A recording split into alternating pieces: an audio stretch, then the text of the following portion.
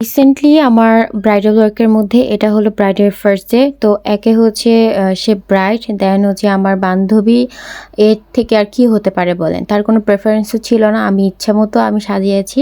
তো অনেকেই হয়তো মনে করতে পারেন যে আমার মেকআপগুলো একটু হেভি হয়, একটু লাইট হয় না, দেন আইসগুলো একটু কালারফুল হয়। এটা আসলে কি, আমি যখন নিজে থেকে সাজাই সেটা আমি আমার মতো করেই সাজাই, কিন্তু যখন আমি অন্য ব্রাইডদেরকে সাজাই না, তখন তাদের প্রেফারেন্সটা নিয়েই সাজায় যে তারা কেমন আই লুক চায়, কী কালার চায়, দেন নিউড চায় কি না, নিউড হলে নিউড মেকআপ করায়।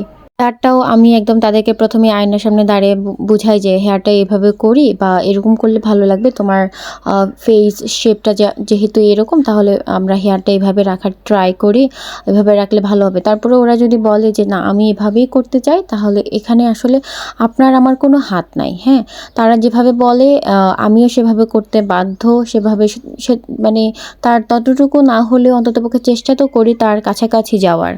আর ফার্স্ট ডে মেকআপে হচ্ছে আমি একটু হেভি রাখি মেকআপটা, কারণ কি ব্রাইডরা যখন ফার্স্ট ডেতে যখন কান্না টান্না করে, যখন বিদায় নেয়, তখন কান্না অটোমেটিক্যালি কান্না চলে আসে। ওইগুলো কান্না মুছতে মুছতে যাতে অন্তপক্ষে মেকআপটা যাতে ওয়াটারপ্রুফ হলেও কিন্তু এমন না যে আপনার থেকে সেবাম বের হয় না, আপনার ঘাম বের হয় না। আপনার ওয়াটারপ্রুফ উপর থেকে মেকআপের উপরে পানি ছিটানো আলাদা, আর হচ্ছে সেবাম বের হওয়া বা ঘাম বের হয়ে ওটাকে সোয়েট প্রুফ করা ওটা আলাদা। কখনোই আপনি মেকআপ সোয়েট প্রুফ করতে পারবেন না। এটা সবাই ফাও বলে যে হ্যাঁ ওয়াটারপ্রুফ, ওয়াটারপ্রুফ ঠিক আছে, আপনি উপর থেকে পানি ঢালবেন, পানি ছিটাই পড়বে, আপনার চোখ থেকে পানি পড়বে, এটা তো উপর মেকআপের উপর দিয়ে যাবে।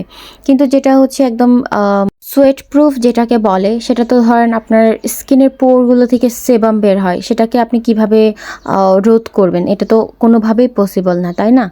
আমার এই ব্রাইডের কোনো প্রেফারেন্স ছিল না, সে বলেছিল যে তোমার ইচ্ছে মতো করে সাজাও।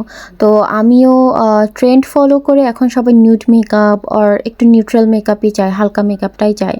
তো মেকআপ মানে হচ্ছে শুধু ফেসটা না, আসলে মেইন হচ্ছে আইস।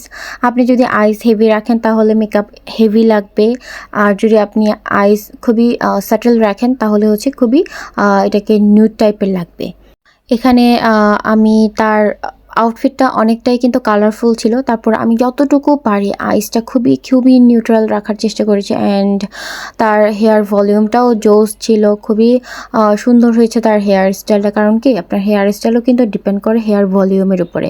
Hair is our final look, আশা করি আপনাদের অনেক ভালো লাগবে।